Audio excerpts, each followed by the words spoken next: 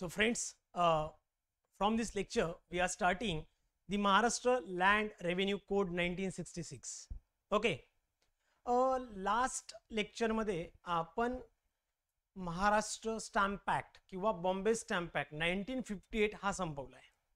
आता तो सुद्धा ऍक्ट रेव्हेन्यूच्या संदर्भात होता. म्हणजेच काय, कोणत्या ट्रान्झॅक्शनवर किंवा कोणत्या प्रॉपर्टीवर किती ड्यूटी पे करायची किंवा कोणत्या पद्धतीत ड्यूटी पे करायची किंवा कशा प्रकारे कोणत्या मॅटरमध्ये कोणत्या फॉर्ममध्ये ड्यूटी पे करू शकता, अशा भरपूर साऱ्या गोष्टी आपण लास्ट ऍक्ट मध्ये बघितल्या, जो की महाराष्ट्र स्टॅम्प ऍक्ट होता.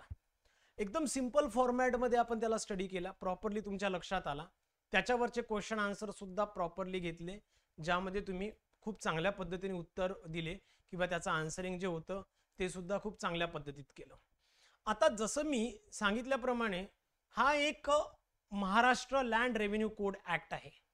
हा सुद्धा एक टफ ऍक्ट म्हणून मानला जातो आणि मानला याच्यासाठी जातो कारण बऱ्याचशा ठिकाणी किंवा बऱ्याचशा कंडिशन मध्ये ह्या ऍक्टला खूप डीप मध्ये बघितलं जातं किंवा खूप मोठा ऍक्ट आहे असं सुद्धा मानलं जातं. कारण याचे सेक्शन, तुम्ही नंबर चॅप्टर, याचे शेड्यूल हे जर बघाल तर तुम्हाला सुद्धा लक्षात येईल की हा किती मोठ्या पद्धतीचा किंवा किती मोठा ऍक्ट आहे. आता Maharashtra land revenue code 1966 study करताना किंवा याला शिकताना सगळ्यात महत्त्वाची गोष्ट असते ती म्हणजेच काय, की याची बेसिक हिस्ट्री माहीत करून घेणं. कारण काय की महाराष्ट्र लँड रेव्हेन्यू कोड, ज्याला आपण MLRC 1966 बोलतो, हा खूप सिंपल आहे, इझी आहे. किंवा जसा बॉम्बे स्टॅम्प ऍक्ट मी तुम्हाला अगदी इझी भाषेत आणि इझी लँग्वेज मध्ये समजावून सांगितला, त्याच पद्धतीने या ऍक्टला सुद्धा त्याच मॅटर मध्ये किंवा तशाच पद्धतीने एकदम इझी वेने समजावून सांगेल. लास्ट टाइमला किंवा अपेक्षित यावरचे जे क्वेश्चन आहे किंवा MLRC कोडवर एक्सपेक्टेड जे क्वेश्चन आहे ते साधारणतः 3 क्वेश्चन एक्सपेक्ट केले जातात. मागच्या वेळेला पेअर द मॅच सारखा क्वेश्चन आला, त्याच्यानंतर अजून एक वेगळा क्वेश्चन होता. म्हणजे 2022 चा जर विचार केला तर MLRC कोड हा खूप महत्त्वाचा ठरला होता आणि त्याच अनुषंगाने येणाऱ्या पेपरच्या प्रिपरेशन साठी सुद्धा तुम्हाला हा खूप महत्त्वाचा कोड ठरू शकतो. 3 क्वेश्चन म्हणजे साधारणतः 6 मार्क्स साठी आपण याला प्रिपेअर करतो.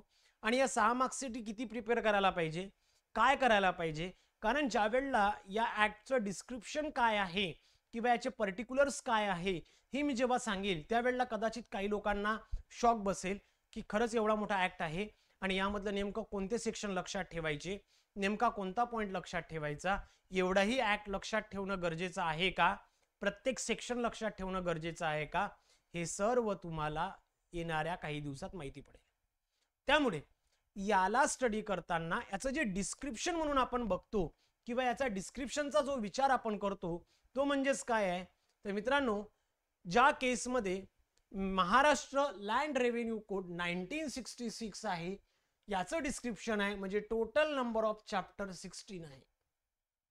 16 चॅप्टर आपल्याला या पर्टिक्युलर ऍक्ट मध्ये स्टडी करायचे. ज्या ऍक्ट मध्ये 336 एवढे सेक्शन आपल्याला स्टडी करायचे आहे. म्हणजे 336 आणि एवढं मोठे सेक्शन स्टडी करायचे का सर, किंवा एवढे मोठे क्वेश्चन किंवा सेक्शन्स लक्षात ठेवायचे का, किंवा यातले काही इम्पॉर्टंट कोणते आहे, ह्या सर्व गोष्टी आपण पुढे बघू. त्यानंतर या +30 सोबत टोटल सबसेक्शन हे 24 टोटल सबसेक्शन आहे. म्हणजे हे 336 + 24 आणि टोटल नंबर ऑफ शेड्यूल हे 11 आहेत, जे की A to K तुम्हाला बघायला मिळतील. म्हणजे साधारणतः एवढ्या फॉर्मॅट मध्ये आपल्याला Maharashtra land revenue code study करायचा आहे. म्हणून मी म्हटलं होतं कदाचित काही लोकांना सेक्शन बघून कदाचित शॉक बसेल. ओके, आणि तो याच्यासाठी की एवढे नंबर ऑफ सेक्शन लक्षात ठेवायचे का, किंवा तुम्ही जर का बघितलं असेल, जर का तुम्ही 2022 चा पेपर जर बघितला असेल किंवा त्यामधनं जर गो थ्रू केलं असेल तर तुम्हाला लक्षात येईल की 100 and समथिंग सेक्शन नंबर असणारे क्वेश्चन सुद्धा पेपर मध्ये आले आहे. मग 336 पर्यंत तुम्ही लक्षात ठेवायचा का, किंवा मला त्याला लक्षात ठेवावं लागेल का, कोणते नंबर ऑफ सेक्शन माझ्यासाठी आहे.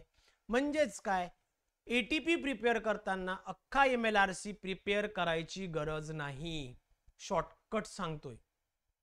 एवढा मोठा MLRC, नंबर ऑफ सेक्शन 336 आहेत, 336. एवढे नंबर ऑफ सेक्शन लक्षात ठेवणं पॉसिबल नाही किंवा तुमच्याकडनं शक्य नाही. त्यामुळे याला स्टडी करताना खूप प्रॉपरली स्टडी करूया, व्यवस्थित स्टडी करूया. आणि ज्या पद्धतीने स्टॅम्प ऍक्ट हा खूप इझी कंडिशनमध्ये तुम्हाला मी समजावून सांगितला, त्याच पद्धतीने या ऍक्टला सुद्धा आपण खूप इझी पद्धतीने स्टडी करू किंवा प्रत्येक शेवटच्या डोक्यापर्यंत ह्या ऍक्टच्या संदर्भातली माहिती जाईल आणि येणाऱ्या क्वेश्चनवर आपण इझिली सॉल्व करू किंवा येणारा क्वेश्चन इझिली सॉल्व होईल अशाच पद्धतीने याला आपण प्रिपेअर करणार आहोत. त्यामुळे इंट्रोडक्शन जे MLRC कोडचं होतं ते साधारणतः एवढं आहे, ज्यामध्ये नंबर ऑफ 16 चॅप्टर जे आहे ते ऑब्व्हियसली पहिला चॅप्टर जो आहे तो प्रिलिमिनरी आहे, त्यानंतर सेकंड रेव्हेन्यू ऑफिसर आणि त्यांची पॉवर आहे, थर्ड ऑफ लँड आहे, फोर्थ लँडच्या संदर्भातला रेव्हेन्यू आहे, फिफ्थ रेव्हेन्यूच्या संदर्भातला सर्वे आहे, त्याच्यानंतर त्याचं असेसमेंट आहे, सेटलमेंट आहे, सेवन्थ मध्ये आहे assessment settlement of land revenue of land use for a non agriculture purpose. म्हणजे 6वा जो चॅप्टर आहे हा ॲग्रिकल्चर पर्पज साठी आहे आणि 7वा जो आहे 7 चॅप्टर हा नॉन ॲग्रिकल्चर साठी आहे. त्यानंतर 8 जर बघितलं तर ज्यामध्ये साईट लँड जी अवेलेबल आहे किंवा लँड साईट जी अवेलेबल आहे सिटी, विलेजेस किंवा टाउनसाठी त्या संदर्भात आपण स्टडी करणार आहोत. त्यानंतर 9 नंबरचा चॅप्टर आहे तो बाउंड्री अँड बाउंड्री मार्किंग आहे. 10th लँड रेकॉर्ड्स आहे. त्यानंतर realisation of land revenue and other revenue demands. 12th procedure of revenue officer. त्यानंतर हा एक महत्त्वाचा चॅप्टर आहे अपील रिव्हिजन अँड रिव्ह्यू, की कोणत्या केसमध्ये अपील केली जाऊ शकते, त्याच्यावर रिव्हिजन होऊ शकतं का आणि रिव्ह्यू घेतला जाऊ शकतो का, अशा केसमध्ये आपल्याला याला स्टडी करायचं आहे. त्यानंतर special provision for land revenue in the city of Bombay and second last Maharashtra revenue tribunal आणि लास्टला आहे मिसलेनियस. अशा पद्धतीचा एक मोठा पार्ट आपल्याला स्टडी करायचा आहे. लक्षात आलं? हा याचं इंट्रोडक्शन. आता भरपूर लोकांना कन्फ्युजन झालं असेल की सर एवढा मोठा आपण स्टडी करणार आहोत का, तर बिलकुल नाही. एकदम महत्त्वाच्या गोष्टी सांगणार आणि परफेक्ट सांगणार, एकदम तंतुतंत cut to cut line to line तुम्हाला काढून देणार. तेवढ्याच तुम्हाला गोष्टी स्टडी करायच्या आहे, त्याच गोष्टीवर तुम्हाला फोकस करायचा आहे आणि त्याच पद्धतीने या ऍक्टला तुम्हाला लक्षात ठेवायचं आहे. Okay, so let start with this act. सगळ्यात महत्त्वाचं म्हणजे सभी भूमी गोपाल की नाही किसी की मालकी. हे साधारणतः आपण भरपूरदा ऐकलंय किंवा मी पण याआधी तुम्हाला काही लेक्चरमध्ये सांगितलं होतं. जसं की आपण लँड ॲक्विजिशन ऍक्ट लारा 2013 ज्या वेळेला आपण स्टडी केलं होतं त्यावेळेला मी तुम्हाला ही गोष्ट समजून सांगितली होती की तुमच्या मालकीची कोणतीही जमीन नाही, माझं शेत, माझं घर काहीच नाही. तुम्ही एक पद्धतीचे भोगवटदार आहात. तुम्ही फक्त त्या गोष्टीला एक ऑक्युपंट्स म्हणून काम करू शकता, त्या गोष्टीचा तुम्ही यूज घेऊ शकता. तुमची लाईफ क्वालिटी लाईफ एन्जॉय करता यायला पाहिजे, त्यासाठी तुम्ही एका पद्धतीचे फक्त तात्पुरते मालक आहात. That's it.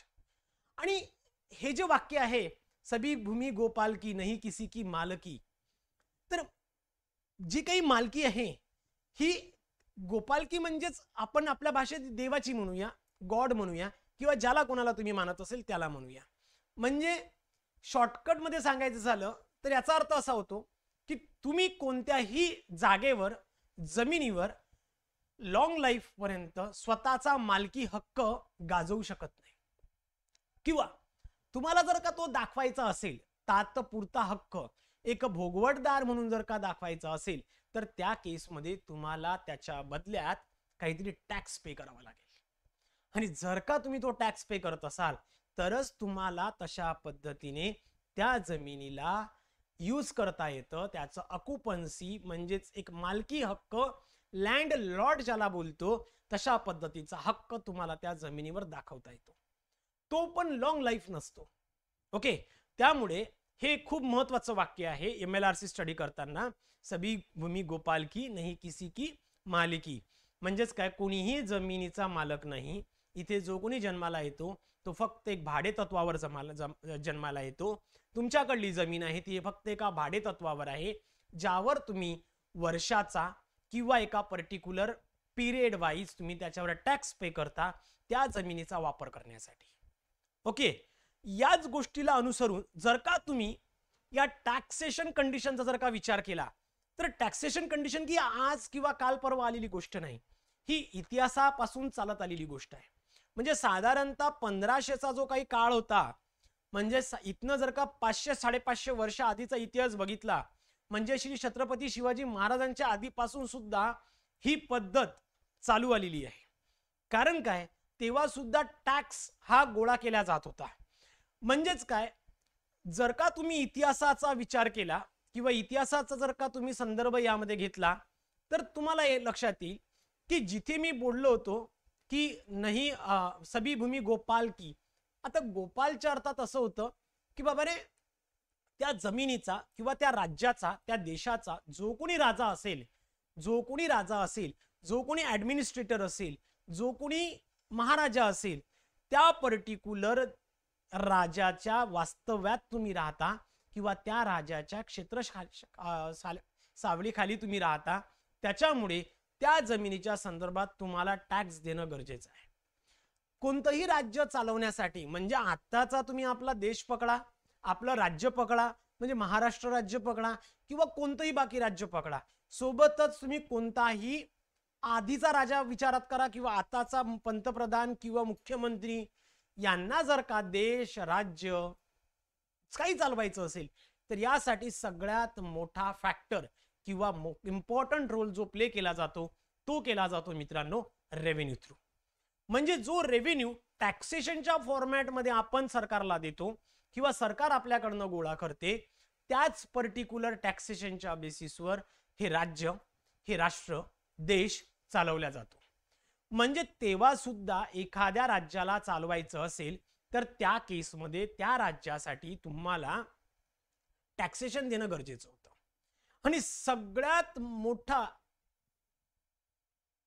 देश, राज्य, राष्ट्र चालवायचं असेल तर टॅक्सेशन त्यामध्ये इम्पॉर्टंट रोल प्ले करत होतं. म्हणजे विचार केला तर देश, राज्य किंवा राष्ट्र हे त्या पर्टिक्युलर येणाऱ्या टॅक्सवर निर्भर करते, टॅक्सवर डिपेंड करते. टॅक्स नाही देश चालणार नाही, राज्य चालणार नाही, कारभार ठप्प होऊन जाईल. म्हणून काय, the prosperity of kingdom was depending upon levy of the tax and it's recovery. कोणत्या पद्धतीचा टॅक्स तुम्ही अप्लाय करता आणि त्याची रिकव्हरी कशी करता याच्या संदर्भातच हा आपण ऍक्ट स्टडी करणार आहे. The cultivator is the only an occupant. जसं मी आधी सांगितलं, जो कोणी उपभोग घेत असेल, जो कोणी त्या पर्टिक्युलर जमिनीचा मालकी हक्क दाखवत असेल, तो फक्त एक तात्पुरता ऑक्युपंट आहे, भोगवटदार आहे किंवा तात्पुरता आपण मालक शब्द वापरू शकतो. पण ती जर का तुम्हाला किंवा त्या जमिनीवर, त्या प्लॉटवर जर का तुम्हाला मालकी हक्क दाखवायचा असेल मित्रांनो, तर त्याच्या संदर्भात तुम्हाला टॅक्स पे करावा लागतो. म्हणजे साधारणतः मी माझ्या घराच्या बदल्यात मी घर टॅक्स दरवर्षी पे करतो, मी लोकल ऑथॉरिटीला टॅक्स पे करतो, मी जमिनीचा टॅक्स पे करतो, मी शेत वाहतो त्याचा टॅक्स पे करतो, मी शेतासाठी पाणी घेतो त्याच्यासाठी टॅक्स पे करतो, मी घरच्यासाठी MGP कडनं पाणी घेतो त्याच्यासाठी मी टॅक्स पे करतो. मी प्रत्येक गोष्टीच्या बदल्यात मी काही ना काही सरकारला मोबदला देतो. म्हणून मी म्हणतोय की तुमचं इथे काहीच नाही, तुमची इथे जमीन नाही, तुमचं इथे काहीच नाही, माझं घर, माझी शेती काहीच नाही. काय आहे, सगळं काय आहे, सरकारचं आहे. ओके, त्यामुळे सगळ्यात महत्त्वाची गोष्ट ही आहे. आता खरं तर हा टॅक्सेशनचा फॉर्म्युला चालू झाला कुठनं, जर याचा थोडा विचार केला आणि इतिहासात जर का जाऊन बघितलं तर तुम्हाला एक लक्षात येईल की मलिक अंबर हा एक देशाचा राजा, जसं की विचार केला तर जे लोक महाराष्ट्रातला जर का विचार केला तर महाराष्ट्रामध्ये अहमदनगर या एरियापासनं आपल्या देशात साधारणतः टॅक्सेशन हा फॉर्मॅट सुरू झाला होता. म्हणजेच काय, जो काही मलिक अंबर जो राजा किंवा त्या याचा एक प्रेसिडेंट म्हणू किंवा एक सेनापती जो होता पेशव्यांचा, त्या काळात त्या पर्टिक्युलर केसमध्ये या अंबर मल्लिकने त्याच्या प्रजेसाठी किंवा त्याच्या राज्यात राहणाऱ्या लोकांसाठी एक टॅक्स वसुली चालू केली, ज्यामध्ये 1/4 to 2/3 म्हणजेच काय 1/4 to 2/3 एवढं टॅक्सेशन अप्लाय केलं. त्याने काय केलं की काही त्या शेतीचे असेसमेंट केले, त्या गावातल्या लोकांकडनं त्याचं ऑब्झर्वेशन करून त्याच्या संदर्भात असेसमेंट केले आणि त्या पद्धतीने त्या लोकांकडनं त्याने टॅक्स वसुली चालू केली. आणि हा जर का साधारण इतिहास बघितला तर तुमच्या लक्षात येईल की 1548 ते 1626 च्या दरम्यानला हा काळ बघायला मिळतो, ज्या वेळेला टॅक्सेशन जमिनीच्या संदर्भात, शेतीच्या संदर्भात किंवा तुम्ही कमवत असलेल्या पर्टिक्युलर मालमत्तेच्या संदर्भात एक टॅक्सेशन गोळा केलं जात होतं. मलिक अंबरचा जर का इतिहास बघितला तर 1548 to 1626 असा दाखवलाय, जो की एक सेनापती होता किंवा एक मिलिटरी लीडर ज्याला बोलतो तो होता. सर्व as the Peshwa, prime minister of the Ahmednagar sultanate in the Deccan region of India. Deccan side म्हणजे आपली, आणि अहमदनगर रिजन मध्ये अशा पद्धतीने एक टॅक्सेशन रूल चालू केला आणि त्या पर्टिक्युलर पिरियड पासून भारतात फर्स्ट टाइम टॅक्सेशन हा पिरियड चालू झाला आणि त्या पर्टिक्युलर टॅक्सेशनच्या बेसिसवर तशा पद्धतीचा रेव्हेन्यू सुद्धा जनरेट करण्यात आला.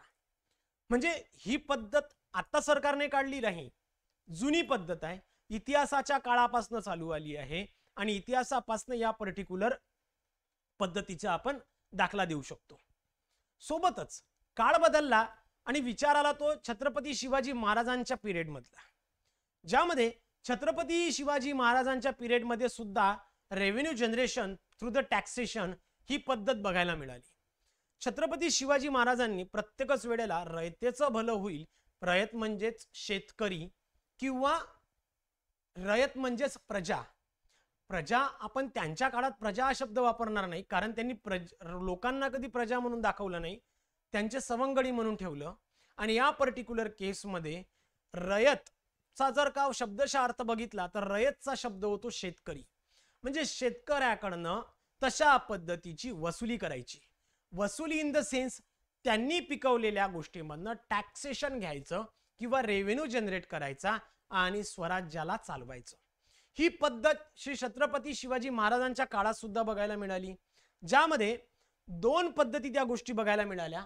जागीरदारी सिस्टीम जी होती आधीची कंडिशन, म्हणजे लोकांना जी जागीरदारी मिळाली होती की बाबा हा एरिया माझा, तो एरिया माझा, आणि मग मी त्या वाटेल त्या पद्धतीने तिथल्या लोकांना लुबाडतो, ही पद्धत छत्रपती शिवाजी महाराजांच्या काळात बदलली आणि तिथे रयतवारी सिस्टीम श्री छत्रपती शिवाजी महाराजांनी फर्स्ट टाइम चालू केली ती त्यांच्या काळात, ज्यामध्ये त्यांनी दोन पद्धतीचे टॅक्सेशन लोकांकडून वसूल केलं म्हणजेच लोकांकडून घेतलं, ज्यामध्ये दोन खूप इम्पॉर्टंट गोष्टी होत्या.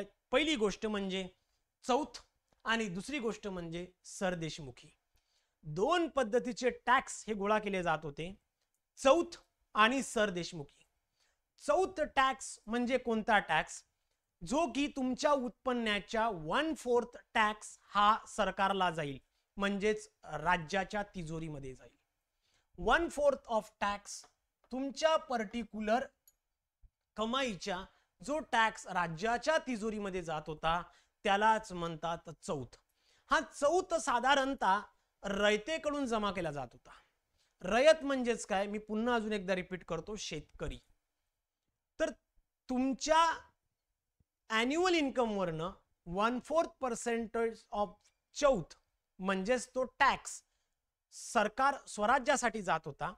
आणि सरदेशमुखी नावाचा जो सेकंड स्टॅक होता, त्यामध्ये सरदेशमुखी जो काही टॅक्स होता, जे काही मोठे मोठे बिझनेसमॅन त्या काळातले होते, व्यावसायिक लोक जे होते किंवा जे लोक घरंदाज होते, जे लोक मोठा मोठा व्यापार करायचे, जे लोक ना काहीतरी एखादी पदवी बहाल केल्या गेली होती, त्यांच्याकडनं चौथ प्लस 10% एवढा टॅक्स वसूल केला जायचा. त्यालाच सरदेशमुखी टॅक्स म्हणतात. लक्षात घ्या मी काय सांगतोय. चौथ म्हणजे किती, तुमच्या ॲन्युअल इन्कमच्या 1/4 टॅक्स. सरदेशमुखी टॅक्स म्हणजे किती, चौथ प्लस 10%. चौथ प्लस 10% एवढा टॅक्स तेव्हा गोळा केला जात होता आणि ज्या बेसिसवर स्वराज्याचा कारभार हा चालत होता. स्वराज्याच्या काळानंतर काही काळानंतर ब्रिटिश आले आणि ब्रिटिशांनी सुद्धा ना अशा पद्धतीचा एक अवलंब ठेवला की लोकांकडनं तशा पद्धतीने टॅक्सेशन गोळा केलं. म्हणजे मी याचा विचार केला तर यामध्ये तुम्हाला आपण बघितलेला लगान मूवी याचं एक बेस्ट एक्झाम्पल ठरू शकते, ज्यामध्ये प्रत्येक शेतकऱ्याकडनं साधारणतः काही ना काही एक लगान वसूल केला जात होता. त्याच्याकडनं लगानच्या फॉर्मॅटमध्ये त्याचं धान्य, त्याच्याकडनं पैसा किंवा त्याच्याकडनं जे काही मिळत असेल तशा पद्धतीनं लोकांची लूटमारी चालू झाली होती ब्रिटिश काळात टॅक्सेशनच्या फॉर्मॅटमध्ये. ज्यामध्ये या पर्टिक्युलर केसमध्ये during the British era of control in India, there were the basic 3 different types of land revenue policies. 3 पद्धतीच्या लँड रेव्हेन्यू पॉलिसीज त्यांनी आणल्या होत्या. पहिली ती म्हणजे होती जमीनदारी सिस्टीम, सेकंड होती महालवारी आणि लास्ट होती रयतवारी सिस्टीम. या तीन बेसिसवर भारत स्वतंत्र होण्यापूर्वी टॅक्सेशन गोळा केल्या जात होतं. म्हणजेच काय, महाराष्ट्र लँड रेव्हेन्यू कोड हा आत्ताच आलेला नाहीये, तर हा इथनं 500-550 वर्षापासून चालू आलेला कन्सेप्ट आहे. फक्त याला एका पर्टिक्युलर पार्लमेंटरी फ्रेम मध्ये किंवा या पर्टिक्युलर एका लोकशाही पद्धतीने याला नवीन पद्धतीत मांडण्यात आला आणि तशा पद्धतीने टॅक्सेशन आपल्याकडून घेण्यात येतं.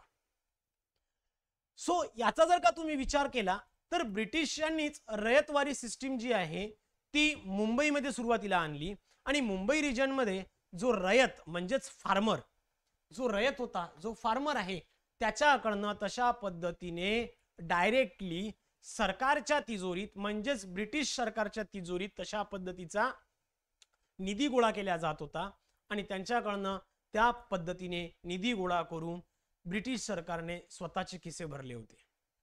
मग हा लँड रेव्हेन्यू कोड पुन्हा काही दिवसानंतर जर का विचार केला तर सरकारने पुढच्या काही वर्षानंतर आपल्याला एका पर्टिक्युलर जमिनीचं इस्टॅब्लिश करून दिलं किंवा माझे बाबा, माझे आजोबा, त्यांचे आजोबा, त्यांचे आजोबा या काळापासनं ज्या जमिनीवर मी हक्कदारी दाखवतोय किंवा मी माझा अधिकार दाखवतोय, महाराष्ट्र शासनाने तशा पद्धतीच्या जमिनीवर एक आपल्याला सर्टिफिकेट लिहून दिलंय, ज्याला आपण 7/12 सर्टिफिकेट म्हणतो किंवा 7/12 सर्टिफिकेट म्हणतो, 8A म्हणतो. अशा पद्धतीचे फॉर्मेशन करून दिले व आपल्या प्रत्येक एका व्यक्तीला एक भोगवटदार म्हणून तिथे दाखवल्या गेलं. आणि या भोगवटदाराच्या केसमध्ये मग त्या जमिनीच्या बदल्यात पार्लमेंटरी फ्रेम मध्ये एका ऍक्टला जन्माला घातलं, ज्याचं नाव आहे महाराष्ट्र लँड रेव्हेन्यू कोड 1966. ह्या 1966च्या संदर्भात किंवा अनुषंगाने खूप साऱ्या तरतुदी, ज्या की टोटल नंबर ऑफ सेक्शन जर का विचारले तर तुम्हाला लक्षात आहे 336 सेक्शन्स मध्ये तशा पद्धतीने एक पार्लमेंटरी फ्रेम तयार केली आणि या ऍक्टला आपल्याला प्रॉपरली स्टडी करायचं आहे, ज्यामध्ये प्रत्येकच गोष्ट तुम्हाला स्टडी करायची आहे. म्हणजे रेव्हेन्यू कसा जनरेट होईल, कुठून होईल, त्याचे ऑफिसर काय, कोणाला पॉवर आहे, असेसमेंट कसं केलं जाईल, प्रत्येक जमिनीकडनं सारखाच रेव्हेन्यू जनरेट करून घ्यायचा का, की जमिनीचं फॉर्मेशन केलं जाईल किंवा आहे त्या लँडला नंबर ऑफ फॉर्मॅट मध्ये डिवाइड केलं जाईल. या सर्व गोष्टींचा विचार या महाराष्ट्र लँड रेव्हेन्यू कोड 1966 मध्ये केला आहे, ज्याला आपण आजपासून चालू केलं आहे. आय होप तुम्हाला एवढं लक्षात आलं असेल. हा आहे याचा परफेक्ट बॅकग्राऊंड, परफेक्ट हिस्ट्री. खरंच महाराष्ट्र लँड रेव्हेन्यू कोडची गरज काय पडली, कारण सरकारला जर आज सरकार चालवायचं असेल किंवा राज्याला चालवायचं असेल तर सरकारला सगळ्यात सुरुवातीची गरज म्हणजे फंडची आहे. मग फंड कुठून डेव्हलप होणार किंवा स्थानिक स्वराज्य संस्था आहे त्यांच्यासाठी सुद्धा फंड कुठून डेव्हलप होणार, तर मग त्या केसमध्ये टॅक्सेशनच्या फॉर्मॅटमध्ये या फंडला तयार केलं जातं. क्लिअर? आय होप की खूप चांगल्या पद्धतीत तुम्हाला क्लिअर झालं असेल. Yes or no?